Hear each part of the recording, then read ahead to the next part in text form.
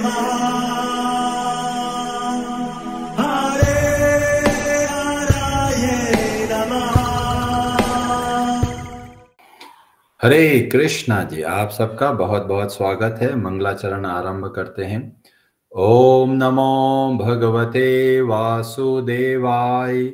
ओम अज्ञानतिमिरान्धस्य ज्ञानाञ्जनशलाकया चक्षुरुन्मीलितं येन तस्मै श्रीगुरवे नमः। नमः ओम विष्णुपादाय कृष्णप्रेष्ठाय भूतले श्रीमते भक्ति वेदांत स्वामिनिति नामिने। नमस्ते सारस्वते देवे गौरवाणी प्रचारिणे निर्विशेष शून्यवादी पाश्चात्य देश तारिणे। जय श्री कृष्ण चैतन्य प्रभु नित्यानंद श्री अद्वैत गदाधर श्रीवासादि गौर भक्त वृंद। हरे कृष्ण कृष्ण कृष्ण हरे हरे, हरे राम राम राम हरे हरे। कार्पण्य दोषोपहत स्वभावः पृच्छामि त्वां धर्म सम्मूढचेताः। यत् श्रेयः स्यान्निश्चितं ब्रूहि तन्मे शिष्यस्ते अहं शाधि मां त्वां प्रपन्नम्। भगवद गीता अध्याय 3 श्लोक नंबर 19 आरंभ करते हैं। ब्रजेश्वरी जी, आप पढ़ेंगे संस्कृत। हरे कृष्णा। तस्माद् असक्त सततं कार्यं कर्म समाचर। असक्तो हे आचरण कर्म परम आपनोति पुरुषः। हरे कृष्ण। हरे कृष्ण। तस्मात् अतः, असक्तः आसक्ति रहित, सततम निरंतर, कार्यम कर्तव्य के रूप में कर्म कार्य समाचर करो। असक्तः अनासक्त ही निश्चय ही आचरण करते हुए कर्म कार्य परम पर ब्रह्म को आपनोति प्राप्त करता है। पुरुषः पुरुष मनुष्य। अतः कर्म फल में आसक्त हुए बिना मनुष्य को अपना कर्तव्य समझकर निरंतर कर्म करते रहना चाहिए, क्योंकि अनासक्त होकर कर्म करने से उसे पर ब्रह्म परम की प्राप्ति होती है। हरे कृष्णा जी। भगवान श्री कृष्ण ने बहुत ही कृपा करके हमें बताया जीवन को जीना कैसे है। पहले सृष्टि क्रम का वर्णन किया कि हमारा जीवन किस तरीके से भगवान के ऊपर आश्रित है, उनके ऊपर डिपेंडेंट है। तो क्या करना है, जितना हम भगवान की भक्ति करते हैं उतना अच्छे तरीके से इस संसार में रह सकते हैं। फिर भगवान ने बताया कि जो इस तरीके से सृष्टि कर्म के अनुसार नहीं चलते तो उनका जीवन कैसा है, व्यर्थ, मोघम पार्थ स जीवति। और उसके बाद में बताया जो सृष्टि चक्र के हिसाब से चलते हैं, ऐसे लोग जो आत्मज्ञानी बन जाते हैं उनके लक्षण कैसे होते हैं। और जब कई लोग प्रश्न करेंगे अभी तक तो हम वहां तक पहुंचे नहीं है, इसलिए हमको क्या करना है, तो इस श्लोक में भगवान बहुत सुंदर तरीके से बताते हैं जहां पर भी है, जो भी हमारी परिस्थिति है वहां से हमको आगे बढ़ना है। और कैसे बढ़ना है, तस्मात्, अतः मतलब सब अच्छे से समझ लिया है। और यह जो श्लोक है बहुत स्पेशल है। क्यों स्पेशल है, क्योंकि इसमें भगवान ऐसा उपदेश दे रहे हैं कि ऐसा करो। तो एक तो होता है ज्ञानवर्धक श्लोक और यह हो गया कि हमको क्या करना है, तो यह उपदेश परक श्लोक। और यहां पर बोला गया तस्मात् असक्तः सततम कार्यम कर्म समाचरः।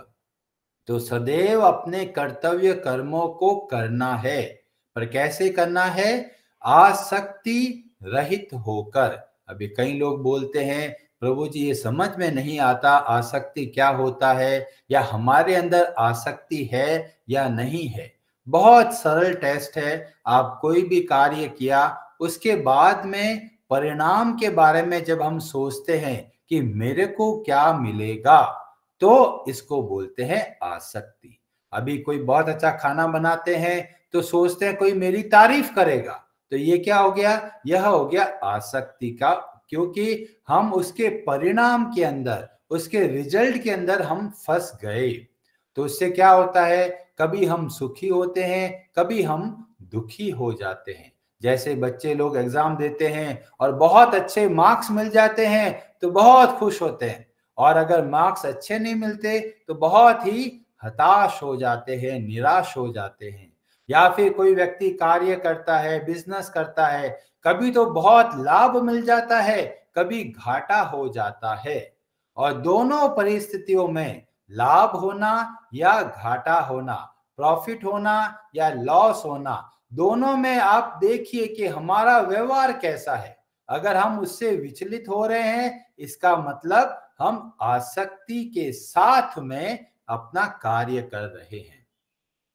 और भगवान इसीलिए क्या बोल रहे हैं? आसक्ति से रहित होकर हमको कार्य करना है। कई लोग सोचेंगे, अरे ये तो बहुत ही मुश्किल है। हम कुछ अच्छा कार्य करते हैं तो हमको लगता है भी हमको परिणाम अच्छा चाहिए, और अगर कार्य अच्छा नहीं हुआ, हमको परिणाम अच्छा नहीं मिलता, तो हम दुखी हो जाते हैं। ये तो बहुत सामान्य बात है। तो अब हम लोग सामान्य से दिव्य की ओर बढ़ना है। मतलब ये जो सामान्य कार्य करते हैं, उसके अंदर अद्भुत बात कैसे लेके आएंगे? कार्य कीजिए, पर कैसे भाव से करना है? सेवा के भाव से।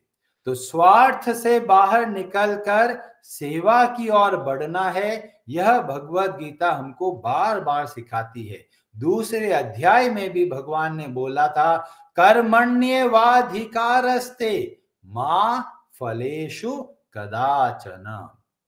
बाद में बोला, योगस्थ कुरु कर्माणि संगम त्यक्त्वा धनंजय। तो वहां पर भी बताया कि कार्य कीजिए, सेवा के भाव से कीजिए। जब हम सेवा के भाव से कार्य करते हैं तो हम उसके जो बंधन है उसमें नहीं फंसते और सदैव प्रसन्न रह सकते हैं। जैसे आपने किसी का सहायता करी, हेल्प करा, और वो बदले में हमको कुछ वापस बोला नहीं, तो हमको बहुत ठेस लगती है। अरे मैंने उसके लिए इतना कुछ किया, वो आज हमको पूछता नहीं है।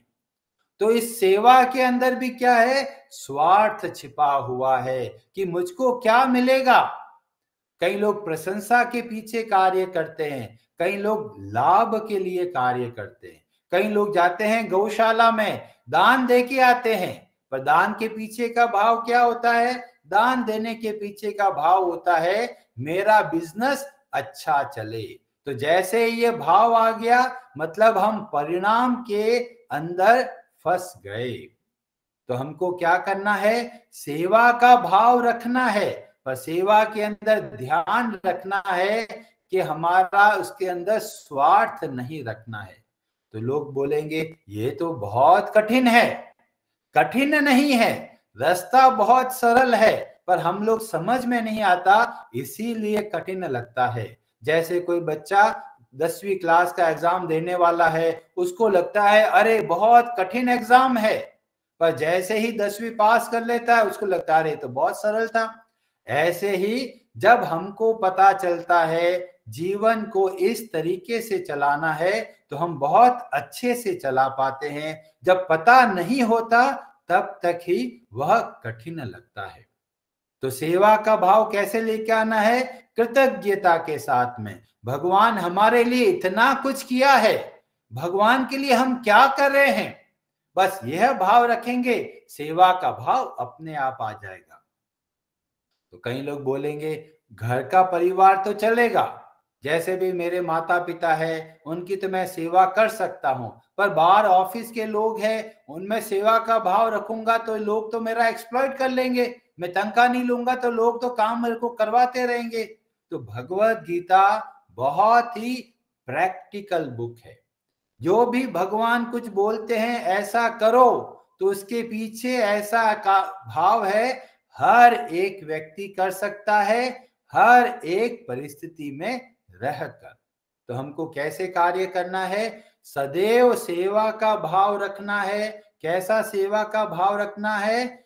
ये भगवान श्री कृष्ण की प्रसन्नता के लिए कार्य कर रहा हूं, यह भाव से हमको हर एक कार्य करना है।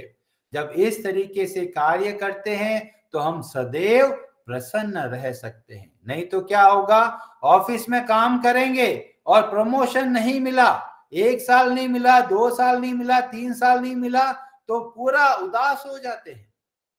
पर जब हम भगवान की सेवा समझ के कार्य करते हैं तो वास्तव में उससे हम लोग व्याकुल नहीं होते। तो इसका मतलब ये थोड़ी है कि वहां पर जा रहे हैं और हमारा शोषण करते जा रहा है। हमको सही कार्य करना, हमको लगता है ये स्वार्थी हो गया है मैनेजर, तो उसको छोड़ देना चाहिए। और अगर आप अच्छे से कार्य करते हो, मैनेजर अच्छा है, तो स्वतः ही आपकी तारीफ करेगा। इसीलिए हमको सेवा का भाव रखना है, सेवा के साथ में कृतज्ञता का भाव रखना है कि हमको बहुत कुछ मिला है। जब ऐसा भाव रखते हैं तो हम लोग सुखी या दुखी, ये दोनों ही परिस्थितियों में व्याकुल नहीं होते। तो लोग बोलते हैं ये तो बहुत कठिन है। कठिन नहीं है, बहुत सरल है। जैसे एक बहुत अमीर व्यक्ति है, उसके जेब से 100 रुपया गिर गया तो क्या वो रोता है, दुखी होता है? नहीं। क्यों दुखी नहीं होता? अरे उसके पास इतना धन है, 100 रुपया चला गया तो कोई नुकसान नहीं है। और अगर 100 रुपए का घाटा हो गया या 100 रुपए का फायदा हो गया, उसको फर्क ही नहीं पड़ता। क्यों? उसके पास इतना धन है। पर अगर एक भिखारी है, बेगर है, गरीब व्यक्ति है, पूरे दिन में 50 रुपए कमाता है, अगर उसको 100 रुपए मिल जाए तो वो नाचने लग जाता है। क्यों? बेचारा गरीब है। ऐसे ही जब हम भगवान को भूल जाते हैं तो हम गरीब बन जाते हैं, भिखारी बन जाते हैं। जैसे ही भगवान को याद करते हैं, हमें पता चलता है हम कोई सामान्य जीव नहीं है, अखिल ब्रह्मांड नायक साक्षात स्वयं भगवान श्री कृष्ण के अंश हैं। जैसे ही ये भाव आता है, हम छोटे छोटे सुखों के पीछे नहीं भागते। हमें लगता है कि हमारा जीवन है सेवा करने के लिए। क्यों? भगवान श्री कृष्ण भी पधारते हैं सदैव सेवा करने के लिए। उनका कोई भी कार्य स्वार्थ से नहीं होता, उनका हर कार्य के अंदर सेवा का भाव है। और सेवा के मूल में क्या है? अपनापन। ये सब मेरे हैं। ऐसे ही जब हम भगवान के लिए कार्य करते हैं, ये सोच के भगवान मेरे अपने हैं, मैं भगवान के लिए क्या करूं, और इस भाव से जब कार्य करते हैं तो हम सदैव प्रसन्न रह सकते हैं। रामचरितमानस के अंदर बहुत सुंदर हमको प्रसंग देखने को मिलता है केवट के बारे में, और यह वर्णन मिलता है अयोध्या कांड में। और केवट वह जो बोटमैन जिसको बोलते हैं, जो नाविक होता है, जो नाव में लोगों को एक जगह से दूसरी जगह लेके जाते हैं। भगवान राम, माता सीता, लक्ष्मण जी, निषाद राज, ये वहां पर खड़े हैं गंगा जी के किनारे। और अभी वो सोच रहे मेरे को पार करना है गंगा जी को, कैसे पार करें? तो जो नाविक केवट होता है उसको बोलते हैं आप मेरी सहायता कीजिए और मुझे गंगा जी को पार उतारिए वहां पर। तो केवट बोलता है ऐसा मैं करूंगा, पर उससे पहले मेरी एक शर्त है। तो भगवान राम पूछते हैं भाई क्या शर्त है तुम्हारी, क्या कंडीशन है?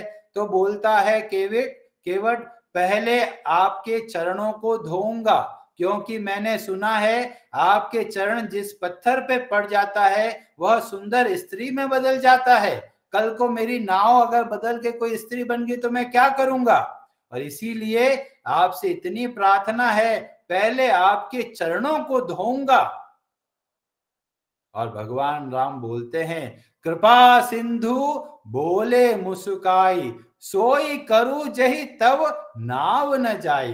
ठीक है बाबा, तुम्हें जो करना है करो, पर जल्दी करो। बेगी आनु जल पाई पखारू, पांव धोना चाहते हो धो। और केवट के इतना बड़ा सौभाग्य प्राप्त होता है कि वो भगवान श्री राम के चरणों को धोता है। और तुलसीदास जी बोलते हैं, जासु नाम सुमिरत एक बारा, उतरहि नर भव सिंधु अपारा। जिनके नाम को बोलकर लोग भव सिंधु से तर जाते हैं, और वो भगवान राम क्या कर रहे हैं, सोई कृपालु केवट ही निहोरा। वो भगवान श्री राम जो पहले वामन अवतार में पूरे ब्रह्मांड को अपने पांव से नाप लिया, और वो भगवान आज उस पे केवट के ऊपर आश्रित है कि भी मेरे को नाव के द्वारा ये गंगा जी को पार कराओ। और पांव धोते हैं बहुत अच्छे तरीके से, केवट लेके जाता है दूसरी ओर, और दंडवत करते हैं। जैसे ही दंडवत करते हैं तो बताया गया, केवट उतरी दंडवत किन्हा, प्रभु ही सकोच यही नहीं कछु दीना। तो भगवान राम सोच रहे हैं, इसने मेरी सेवा करी है, मैं इसको क्या दूं, दिया नहीं है कुछ। और भगवान राम अभी सोच ही रहे हैं तो देवी सीता देख देते मेरे पति को क्या इच्छा है, पिय हिय की सिय जान निहारी। तो देवी सीता एक अंगूठी देने के लिए आगे बढ़ती है कि ये लीजिए, कहेहु कृपाल लेहि उतराई, ये तुम लो, क्योंकि तुमने मेरी सेवा करी है नाव के द्वारा गंगा जी को पार करने में। और केवट यह देखकर बहुत व्याकुल हो जाता है और बोलता है, नाथ आजू मैं कहा ना पावा, आज मुझे क्या नहीं मिला है। बहुत काल में मैं कीनी मजूरी, इतने सालों से ऐसे ही लोगों को लिया है और खूब पैसा लिया है, और आज भगवान की विशेष कृपा हुई। और बोलते हैं, अब कछु नाथ न चाहिए मोरे, दीन दयाल अनुग्रह तोरे। तो आपकी कृपा इतनी अधिक है और मुझको कुछ भी नहीं चाहिए। और वहां पर जब भगवान राम वास्तविक सेवा का भाव देखते हैं तो क्या करते हैं, विदा किन्ह करुणायतन भगति विमल बरु देई। और भगवान राम क्या करते हैं, उसको भक्ति का वरदान देते हैं। तो यहाँ केवट के जीवन से हमें शिक्षा मिलती है कि जब हम सेवा के भाव से कार्य करते हैं तो हमको इतना कुछ मिलता है जितना हमको कभी सोचा भी नहीं था। इसीलिए निस्वार्थ भाव से भगवान की सेवा समझ के जब हम करते हैं तो वास्तव में हमारे लिए लाभदायक है, सबके लिए लाभदायक है। और इसीलिए हर एक मनुष्य को इस भगवत गीता के सिद्धांत के हिसाब से अपना जीवन सेवामय बनाना है। हरे कृष्णा जी, आप सबका बहुत बहुत धन्यवाद। आप में से किसी का कोई प्रश्न हो तो आप अपना हाथ खड़ा कर सकते हैं। बहुत ही प्रैक्टिकल श्लोक है, आप इसको अच्छे से समझिए और इसको थोड़ा थोड़ा जीवन में उतारिए। 24 घंटे में देखिए कितना ऐसा कार्य है जो मैं सेवा के भाव से करता हूं। जब ऐसा पता चलेगा कि भाई 24 घंटे में से 5 मिनट मैंने सेवा किया, 10 मिनट मैंने सेवा किया, तो ये जितना सेवा का भाव रखते हैं उतना हमको प्रसन्नता प्राप्त होती है। दीपक प्रभु जी, आप कुछ कहना चाहते हैं? हरे कृष्णा। तो ये तो आप आवाज आ रही है ना? तो हाँ जी, डाउट तो आपने अच्छे से क्लियर कर दिया कि सेवा का मतलब ये नहीं होता है कि आप अगर सामने वाला उसे एक्सप्लॉइट कर रहा है तो उसको सेवा करते रहना चाहिए, उसको छोड़ देना चाहिए। तो वो सेम जब फैमिली और रिलेटिव के लिए भी एप्लीकेबल होना चाहिए, तो सही है ना? अगर कैसे?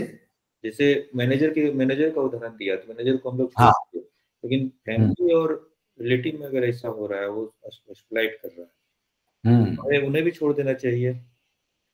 तो उसमें पता चलता है कि जैसे परिवार के लोग या संबंधी लोग अगर उन्होंने हमारे ऊपर बहुत उपकार किया है, हमारे जीवन को आगे बढ़ाने में बहुत सहायता करी, जैसे माता पिता हुए, भाई हुए, बहन हुए, इन्होंने जिन्होंने हमारे लिए जीवन को आगे बढ़ाने के लिए बहुत प्रयास किया है, तो उनके प्रति हमको कृतज्ञता रखनी है और कृतज्ञता के रूप में यथासंभव सेवा का भाव उनके प्रति रखना है।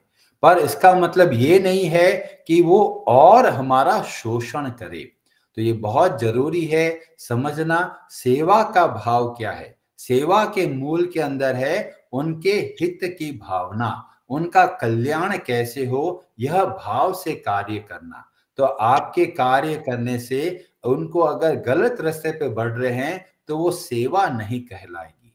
तो हमको यह देखना है कि अगर हमारे प्रयास से वे भक्ति में आगे बढ़ते हैं, उनका चरित्र अच्छा बनता है, तो वैसा कार्य करना इसको बोलते हैं सेवा। और यह वास्तविक सेवा हमको करना है। तो इसके अंतर्गत आता है कि अगर वो शोषण कर रहे हैं तो आप उनको वापस बोलिए कि ये बात हमको अच्छी नहीं लगी, आप इस तरीके से कार्य करेंगे तो हमारा संबंध कैसे रह पाएगा। तो ये जरूरी है बोलना। वापस पूछेंगे नहीं तो वो लोग गलत काम करते चले जाएंगे, फिर आगे चल के वे लोग दुख पाएंगे। तो उनके भलाई के लिए कभी हमको कठोर बनना पड़ता है, तो वह भी सेवा के अंतर्गत आता है। क्योंकि उद्देश्य क्या है? उद्देश्य है सामने वाले की भलाई। हरे हराये नमः।